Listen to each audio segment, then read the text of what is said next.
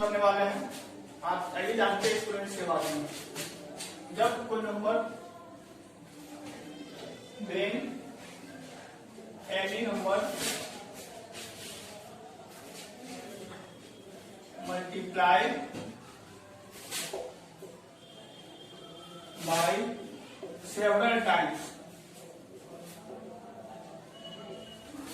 जब कोई number several times multiply होता है, जैसे देखिए 2 2 2 2 2 n टाइम्स तक, n टाइम्स तक मल्टीप्लाई होगा तो हम इसको 2 to the power n लिखेंगे। ये क्या हमारा आपका एक्सपोनेंट्स है, या फिर इसको हम पावर ही बोलते हैं। ये जो चीज है आपका वो आपका बेस होता है। चलिए आगे हम लोग इसको हम पहले पहचानना जानते हैं, इसको बोलते कैसे हैं। ए जो लिखा हुआ है, ए की पावर एन लिखा हुआ है, इसको हम पढ़ते हैं a raise to the power n, या फिर इसको हम पढ़ेंगे a to the power n. आप इसको एक्सपोनेंट भी बोल सकते हैं या फिर इसको पावर एन बोलिए, सेम बात है। और जो नीचे वाला पार्ट होता है वो आपका बेस होता है, ठीक है। A raise to the power n का मतलब होता है ए जो है आपका ऊपर में जितना पावर बैठेगा उतना टाइम से मल्टीप्लाई होगा। जैसे ए मल्टीप्लाई होगा कहां तक, एन टाइम्स तक, ठीक है। एग्जांपल देख लेते हैं। तो एग्जांपल में देखिए 4 बेस है आपका, पावर में 5 है, तो 4 जो है आपका वो 5 टाइम्स क्या होगा, मल्टीप्लाई होगा। जैसे 4 multiply by 4 multiply by 4 multiply by 4 multiply by हो गया, तो 4 हुआ आपका 5 टाइम मल्टीप्लाई हो गया। जैसे 6 to the power 7 है, तो पावर में जितना रहेगा उतना टाइम बेस क्या होगा, मल्टीप्लाई होगा। इस तरह से इसको लिखेंगे।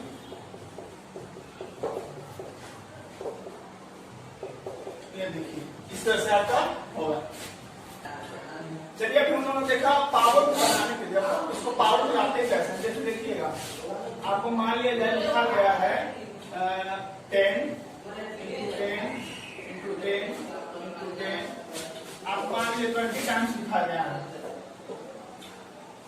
10 को मल्टीप्लाई करके 20 टाइम्स तक लिखा गया है, तो आप इसको ऐसे भी लिख सकते हैं 10 to the power 20।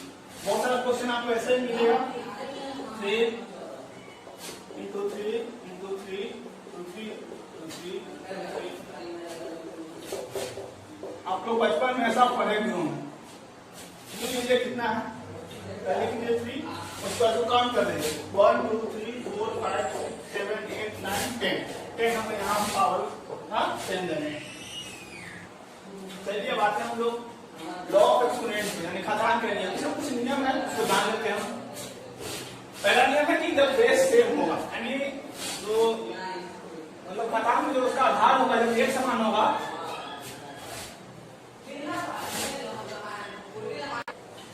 जब क्या होगा बेस सेम होगा। यहाँ पर देखिएगा a to the power n है और a to the power n, यानी कहने का मतलब बेस आपका सेम है बट पावर अलग अलग है। इस कंडीशन में क्या हो जाएगा, a आपका हो जाएगा a और to the power m plus n। अब m प्लस n क्यों होता है, चलिए हम समझते हैं। जैसे आपका लिखा गया 2 to the power 4 और 2 to the power 6, ठीक है। पहले इसको तोड़ लेते हैं, दोनों को तोड़ लेंगे। क्या लिखेंगे हम, 2 लिखेंगे 4 टाइम्स, लिखिए मल्टीप्लाई करेंगे, क्या लिखेंगे 2 6 टाइम्स लिखेंगे। चलिए इसको काउंट कर लेते हैं, कितना हुआ 1 2 3 4 5 6 7 8 9 10 हो गया।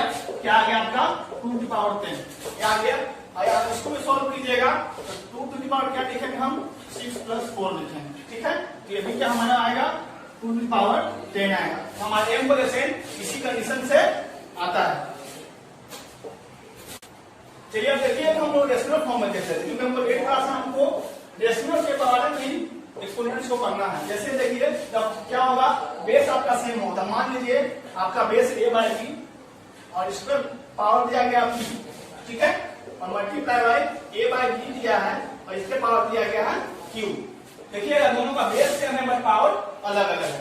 इस कंडीशन में क्या होगा आपका a बाई बी होगा और e प्लस क्यू होगा। सेम कंडीशन जो कंडीशन इसमें था सेम कंडीशन इसमें भी फॉलो होगा।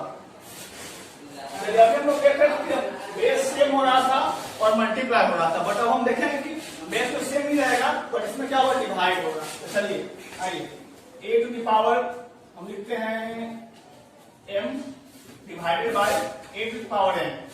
यहाँ देख रहे हैं हम लोग की दोनों डिवाइड में है, ये आपका होगा a to the power m minus n। ये कैसे होता है तो आइए देख लेते हैं। जिसे हम लिखे हैं 2 टू दी पावर 10 और divided by 2 to the power 6, दोनों को हम 2 लेते हैं पहले, तो 2 को हम 10 टाइम्स लिखेंगे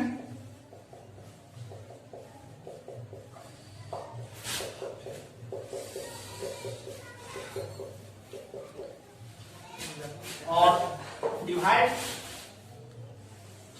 का मतलब हम इसको बाय भी कर सकते हैं, बटा लिख सकते हैं। चलिए इसको नीचे लिख लेते हैं 6 टाइम्स है ना, 6 टाइम्स लिखेंगे। चलिए अब इसको डिवाइड करते हैं, काट लेते हैं। 1 से 1 कटेगा, 1 कटा, 1 कटेगा आपका, 1 कटेगा, 1 कटेगा और ये कटेगा। देखिए कितना बच रहा है 1 2 3 4, हमारा बच रहा है 2 टू दी पावर 4। ठीक है, अब इसको सॉल्व कीजिएगा तो इस फॉर्मूला सॉल्व करते हैं। देखिए क्या आता है 10 माइनस 6, देखिए हमारा क्या आता है 2 टू दी पावर 4 आता है। हमारा जो ये कंडीशन आता है इसी से हमारा ये कंडीशन आता है। आइए देखते हैं इन द रेशनल फॉर्म।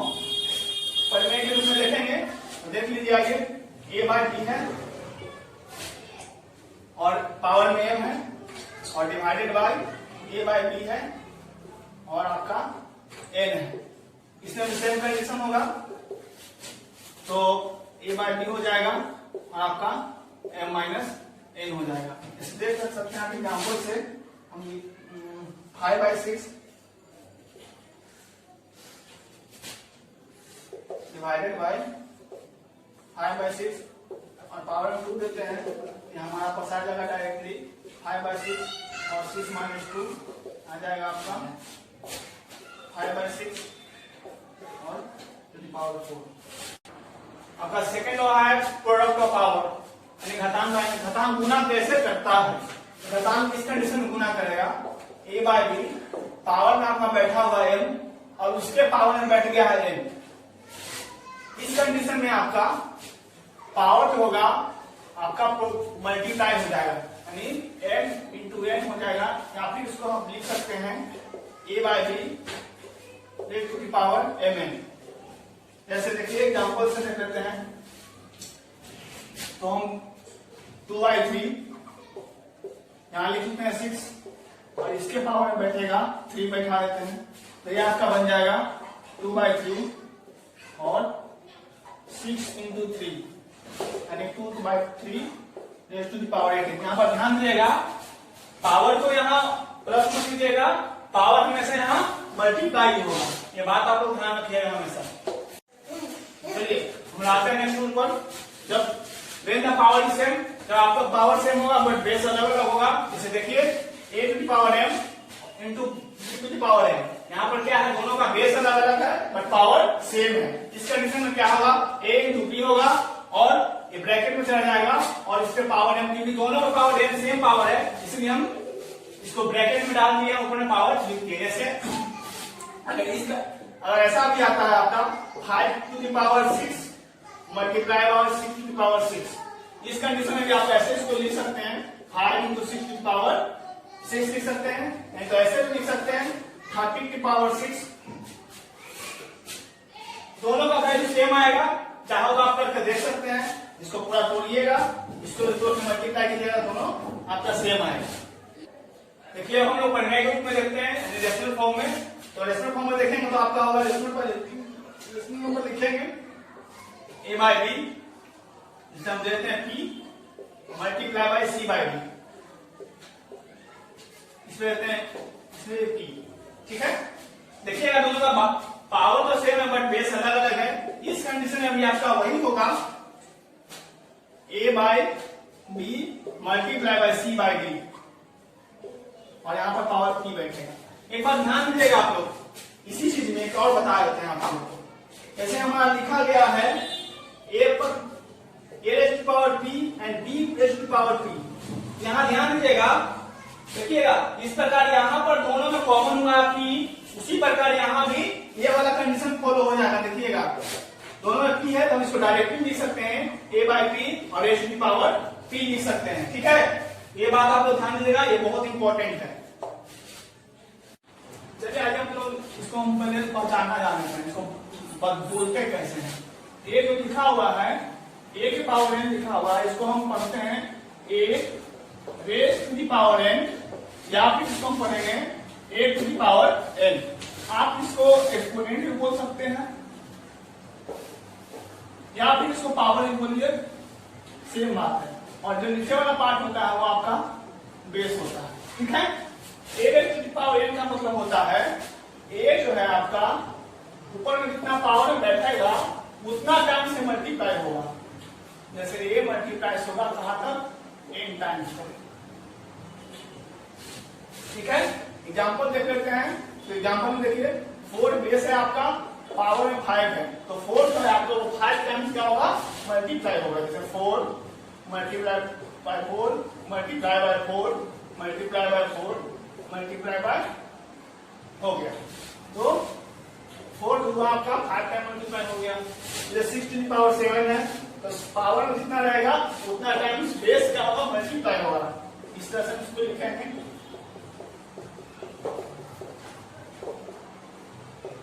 ये देखिए इस तरह से आपका होगा।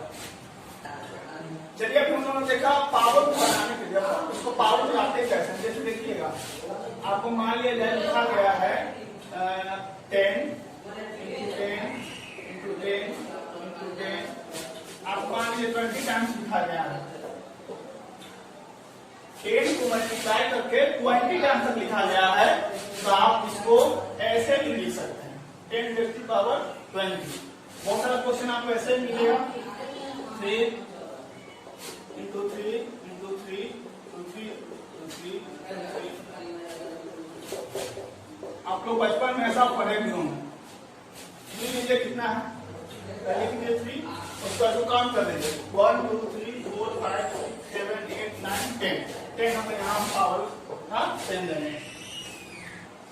चलिए बात है हम लोग लॉ ऑफ एक्सपोनेंट यानी खदान के नियम से कुछ नियम है, उसको जान लेते हैं। पहला नियम है कि जब बेस सेम होगा, यानी जो मतलब खदान में जो उसका आधार होगा जब एक समान होगा,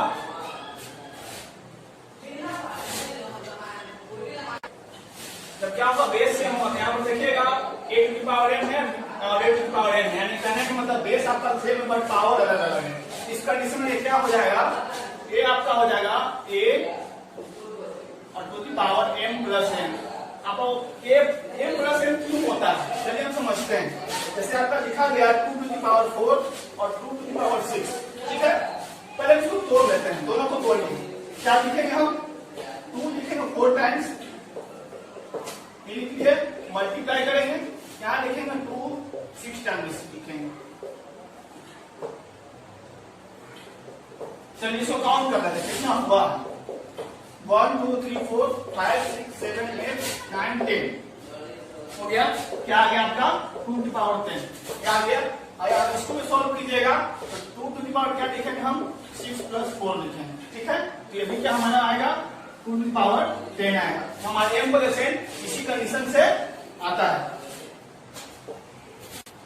चलिए अब देखिए हम लोग डेसिमल फॉर्म में कैसे, क्योंकि हमको एक क्लास में हमको डेसिमल के बारे में ही एक्सपोनेंट्स को करना है। जैसे देखिए तब क्या होगा, बेस आपका सेम होता है। मान लीजिए आपका बेस a बाय b और इस पर पावर दिया गया p, ठीक है, और multiply by a by b दिया है और इसके पावर दिया गया है q।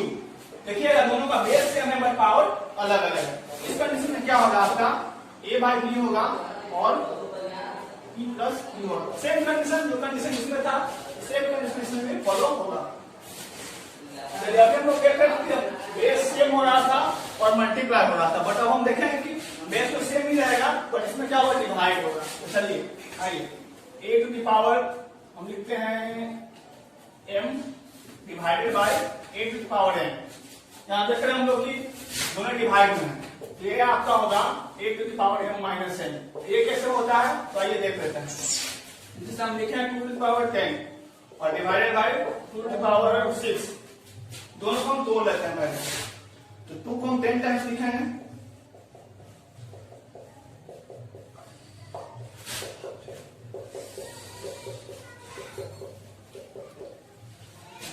और डिवाइड का मतलब हम इसको बाय भी कर सकते हैं, बटा भी सकते हैं। चलिए इसको नीचे लिख लेते हैं। 6 टाइम्स है ना, 6 टाइम्स लिखेंगे। चलिए अब इसको डिवाइड करते हैं, काट लेते हैं। एक से एक कटेगा, ये कटा, ये कटेगा आपका, ये कटेगा, ये कटेगा और ये कटेगा। देखिए कितना बच रहा है 1 2 3 4, हमारा बच रहा है 2 टू द पावर 4। ठीक है, अब इसको सॉल्व कीजिएगा तो इस फॉर्मूला सॉल्व करते हैं। देखिए क्या आता है 10 माइनस 6, जैसे हमारा क्या आता है 2 टू द पावर 4 आता है। हमारा जो ये कंडीशन आता है इसी से हमारा ये कंडीशन आता है। आइए देखते हैं इन द रेशनल फॉर्म। पढ़ने के रूप में देखेंगे तो देख लीजिए। आइए a बाय b है और पावर में m है और divided by a by b है और आपका n है। इसमें भी सेम कंडीशन होगा तो a बाय b हो जाएगा और आपका m माइनस n हो जाएगा। इसे देख सकते हैं आप एग्जाम्पल से। हम 5 बाय 6 डिवाइडेड बाय 5 बाय 6 और पावर में 2 देते हैं। ये हमारा पास आ जाएगा डायरेक्टली 5 बाय 6 और 6 माइनस 2 आ जाएगा आपका 5 बाय 6 और टू द पावर 4। आपका सेकेंड लॉ है प्रोडक्ट ऑफ पावर, यानी घातांक गुना कैसे करता है। घातांक किस कंडीशन में गुना करेगा, a बाय b, पावर में आपका बैठा हुआ m और उसके पावर में बैठ गया है n। इस कंडीशन में आपका पावर जो होगा आपका मल्टीप्लाई हो जाएगा, यानी m इंटू n हो जाएगा। या फिर उसको हम लिख सकते हैं a by b raise to the power mn। जैसे देखिए एग्जांपल से देख लेते हैं। तो हम 2 बाय 3 यहां लिखते हैं 6 और इसके पावर में बैठेगा 3 बैठा देते हैं। तो ये आपका बन जाएगा 2 बाय 3 और 6 इंटू 3 यानी 2 by 3 raise to the power 8। यहाँ पर ध्यान दीजिएगा पावर को यहाँ प्लस में कीजिएगा, पावर हमेशा यहाँ मल्टीप्लाई होगा। ये बात आप लोग ध्यान रखिएगा हमेशा। यहाँ देखिए जब पावर 0 होगा तो क्या होगा, यानी घातांक 0 होगा तो इस कंडीशन में आपका जैसे a raise to the power 0 है, इसका वैल्यू हमेशा 1 होगा। बेस में कुछ भी बैठेगा कोई प्रॉब्लम नहीं है। अगर पावर में 0 आ रहा है आप डायरेक्टली उसको 1 लिखिएगा। ठीक है, जैसे हम लिखे 2 रेज़ टू द पावर 0, इसका वैल्यू 1 आएगा। अगर 1000 में लिखा गया है और इसके पावर में 0 बैठाया गया है, इसका वैल्यू 1 होगा। आप कितनी बड़ी संख्या लिख देंगे उसके पावर में 0 बैठेगा तो आपका 1 होगा। अब आगे देखते हैं रेशनल फॉर्म में। रेशनल फॉर्म में सेम कंडीशन, अगर लिखा गया है a बाय b और a टू द पावर 0 लिखा गया है, इसका वैल्यू क्या होगा हमारा 1 ही होगा। मान लिया लिख दिया गया है 2 बाय 3, इसके पावर में 0 बैठाया गया है तो ये 1 होगा। कैसे होगा देखिए, अभी हम लोग देखे थे। इसको अलग अलग करेंगे तो क्या होगा 2 रेज़ टू द पावर 0 होगा और 3 रेज़ टू द पावर 0 होगा। इसका वैल्यू क्या आएगा 1 आएगा, इसका वैल्यू भी 1 आएगा, इसलिए इसका क्या आ गया है 1 आया है। देखिए एक नोट है, ये बहुत वेरी इंपॉर्टेंट नोट है, आप इसको हमेशा याद रखिएगा। वेरी इंपॉर्टेंट है क्यों, क्योंकि देखिए कहता है कि पावर नेगेटिव होगा। हम लोग अभी तक जितना भी पढ़े थे सब पॉजिटिव पावर था, किसी में माइनस नहीं लगा था, और इस वाले में क्या होगा पावर में माइनस जाएगा। जैसे देखिए a raise to the power minus का m लिखा गया है ना, तो हम इसको पॉजिटिव बनाएंगे, इसको नेगेटिव नहीं छोड़ेंगे। इसको क्या करेंगे हम पॉजिटिव बनाएंगे, इसको लिखेंगे 1 by a raise to the power m। ठीक है, अगर इसको रेशनल फॉर्म में देखते हैं तो रेशनल फॉर्म में भी सेम कंडीशन है, कोई बदलाव नहीं होगा। यानी प्रमेय के रूप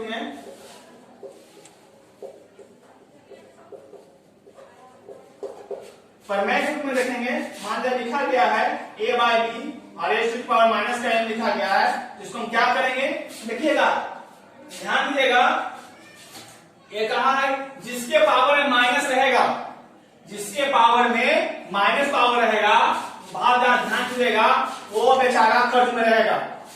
तो उसको पॉजिटिव बनाएंगे कि नहीं, हम कर्ज को छोड़ के नीचे चले जाएंगे। यानी जो भी पावर, जिस बेस के ऊपर पावर माइनस रहेगा वो अगर ऊपर में है, इसका कहने का मतलब जैसे a बाई बी है, कहने का मतलब यही समझिए a आपका न्यूमरेटर है, नीचे कुछ नहीं तो 1 समझते हैं। अगर न्यूमरेटर है और न्यूमरेटर अगर निगेटिव पावर में है तो अगर पॉजिटिव इसको बनाना है तो कहां चला जाएगा, डिनोमिनेटर में चला जाएगा, और जो आपका डिनोमिनेटर था वो आपका न्यूमरेटर हो जाएगा और इसका पावर क्या हो जाएगा, पॉजिटिव हो जाएगा।